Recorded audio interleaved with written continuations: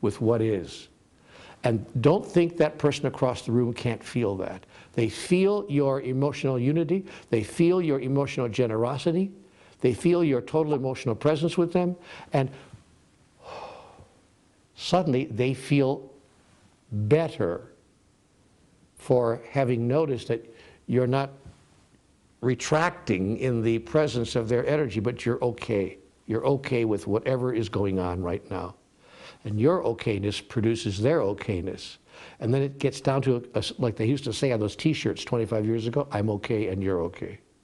That's just a beginning description of what it feels like to be one with another, not just intimate, yeah? That's about as close as I can come to describing that experience. Now, so I start with a single person, in this case my significant other, and then I see if I can't carry that experience, that experiment with oneness, and experiment with oneness, interesting way to put it, see if I can't extend that outward to other people in my life, people I'm going to meet in the day, and see if I can't relate at an energy level, at an energetic level, with their experience, so that we can have a shared experience. See, oneness ultimately is, as you watch the screen now, it says, oneness is a shared experience. I even do the sound effects to make it even better. Oneness is a shared experience. That's what we're talking about. So you extend that experiment outward from your significant other to members of your family, your extended family, your friends, your associates at work, wherever, even people on the street. You know, people, the policeman on the corner, the coffee person. You know, what do they call? What do they call people who give you coffee at the? Barista. Yeah, the barista. Yeah, right, the barista at the coffee shop and so forth. So whoever it is that you're encountering. What could it be like? And then it goes beyond just the people. It goes to all things.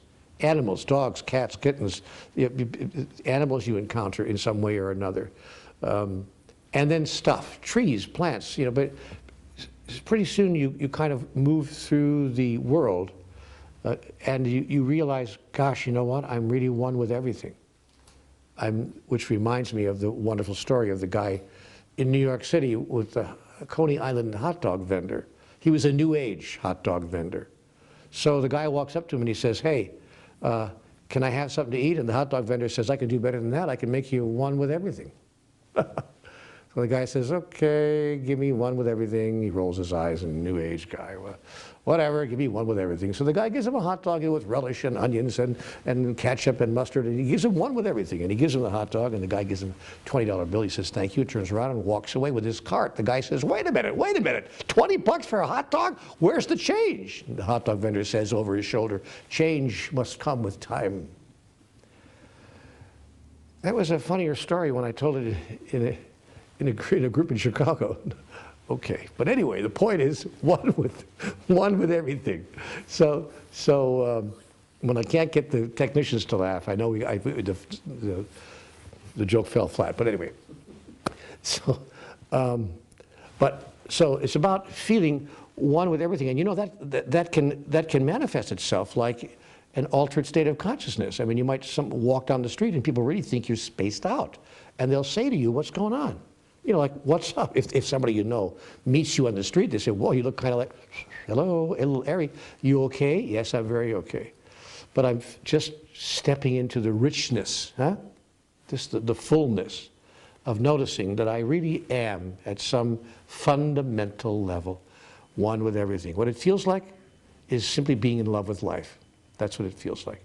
You're just in love with life, with the clouds and the sky and the air and the trees and and whatever you're encountering. That's a great feeling. I don't know if it's possible. I mean, I haven't found a way yet to feel that 24 hours a day without stopping. But more and more, you step into that.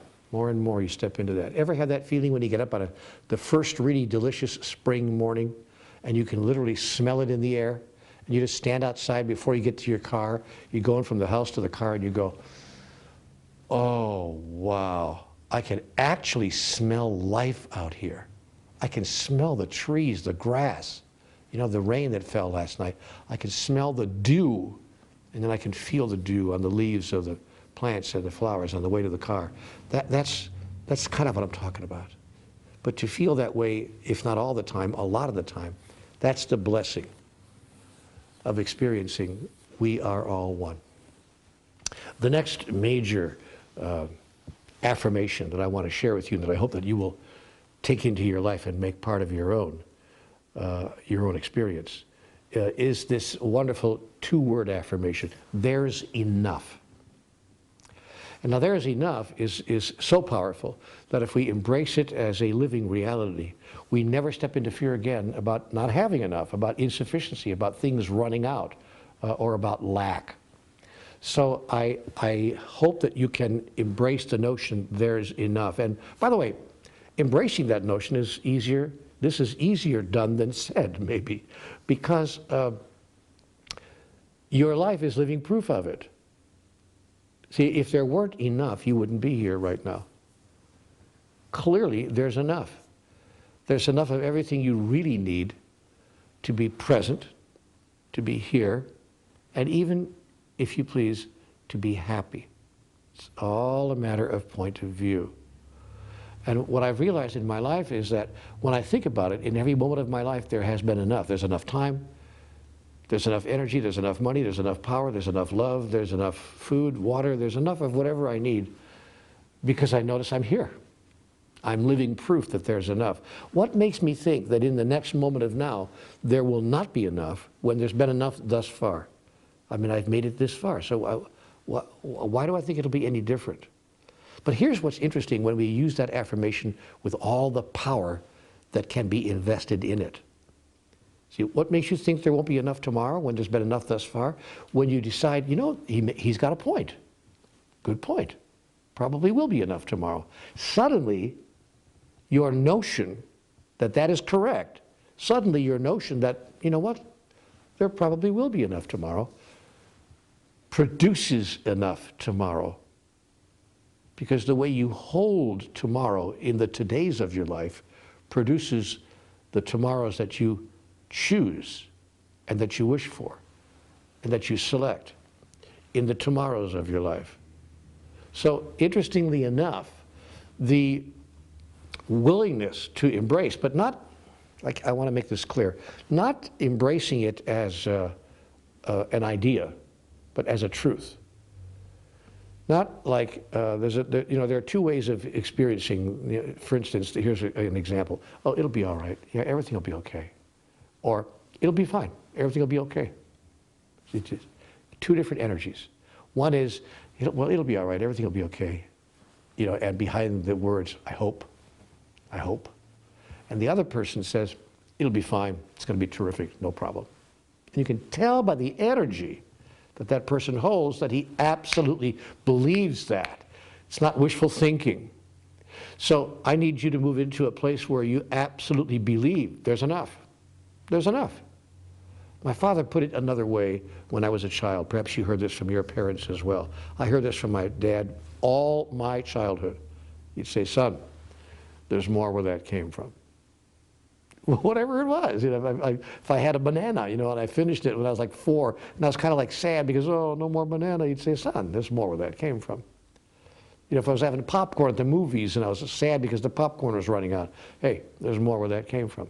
Or whatever it was that I allowed myself to feel that there was not enough of, my father would say, there's more where that came from. What's the problem?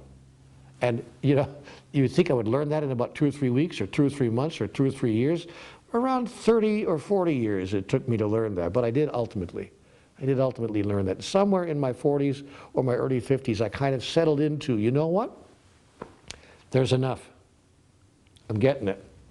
I always have what I need. Now the question is whether I can be happy with what I have. See, happiness is not created by having what you want. Happiness is created by wanting what you have. The next affirmation that I want to share with you that's very, very powerful. This one is one that really did affect and change my life. The affirmation is, there's nothing we have to do. And this is the most misunderstood of the messages from my experience in conversations with God. That is, when people talk to me about it, this is the one that they misunderstand the most. There's nothing we have to do. Well, then why do anything? Neil, you talk a lot about, becoming spiritually involved as a spiritual activist, and getting involved with your own life and doing this and doing that. Why bother doing anything if God says there's nothing we have to do? And so I'm always having to explain what that affirmation means. But it's a very powerful affirmation when we do understand exactly what it means. What it means is that there's nothing you're required to do. And maybe it would have been easier if God had put it that way, but I think God wanted us to think a little bit about it. To think, well, what is that all about? There's nothing we have to do. There's nothing we have to do does not mean there's nothing we will do, or that we will choose to do, or that we will want to do, or that we will be doing in our lives. See, life is about being and doing. We step into a place of beingness, and from that place of beingness emerges a doingness function in the world. But it's not the other way around. Many people think that there is something we have to do, that is something that we are required to do by God or by life or by the situation or the circumstance. I got to do this, I got to do this. The old saying, do what you have to do. Well, just do what you have to do, Jim. I understand. Nobody has to do anything. That affirmation was so powerful for me when I really grasped the implications of it. What if it was true that there's nothing you have to do, nothing that you're required to do by any person, by any situation, by any circumstance? Everything that you do is done out of choice. Sometimes it's what do they call Hobson's choice? Is that what the phrase they use? When it looks like there's no real choice, it's like, the choice between two evils, if you will. But it is, in fact, nevertheless, and inarguably, always a choice. It's always a choice. So there's nothing you have to do has placed the power back over here in my life and allowed me to notice that, all the choices I'm making, every one, are choices that I'm making. See, all the choices I'm making are choices I'm making. They're not things I'm being required to do. It's not stuff I have to do. So that has opened up a whole new vista for me, a whole new way of seeing life, a whole new way of experiencing life that puts me, in fact, in the driver's seat and allows me to notice something that I said to you earlier in one of the prior lessons. Nobody does anything they don't want to do. So once we get that affirmation clear in our minds, we start to feel empowered. We start to step closer and closer to what it's like to live your life as God. These affirmations, remember, that I'm sharing with you today are affirmations that allow you to live your life as God.